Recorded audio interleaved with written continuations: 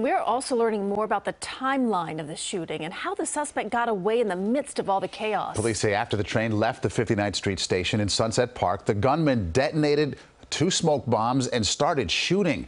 When the train arrived at the 36th Street station, passengers and the injured scrambled onto the platform to escape. Some people got onto an R train that took them to the 25th Street station, and investigators say so did the alleged gunman. CBS 2's Dick Brennan here now with more on all of this. Dick. Yeah, Maurice and Christine, authorities say Frank James has been calm and cool and said nothing to them, but police have tried to track his whereabouts since the attack. Believe it or not, he may have spent the night sleeping on the trains. There were sightings that had him in the Bronx about midnight on the end of the 4 line.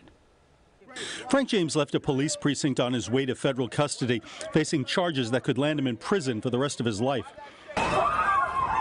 It was the worst mass shooting in the history of the subway system, and now James will face terror-related charges. The statute is titled Terrorism and Other Violent Attacks in Mass Transportation. In the criminal complaint, prosecutors carefully laid out the timeline of the attack.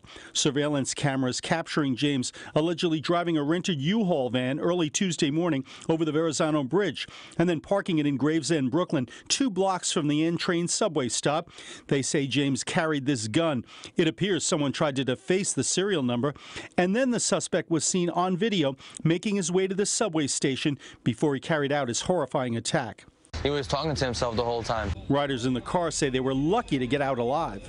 He was just shooting boom, boom, boom. I was like, whoa, this guy's crazy. James posted bigoted rants on social media, including one that eerily foreshadowed the subway attack 3 weeks later. The old lady got hit in the head with a hammer. You can't stop that. That means you have to have a policeman on every station, and that's just not possible. The videos raised questions of whether warning signals were missed, but former Police Commissioner Bill Bratton says authorities would have no reason to be looking at James's YouTube. Police cannot be proactively looking at that without some form of indication that there's a crime about to be committed or is being committed.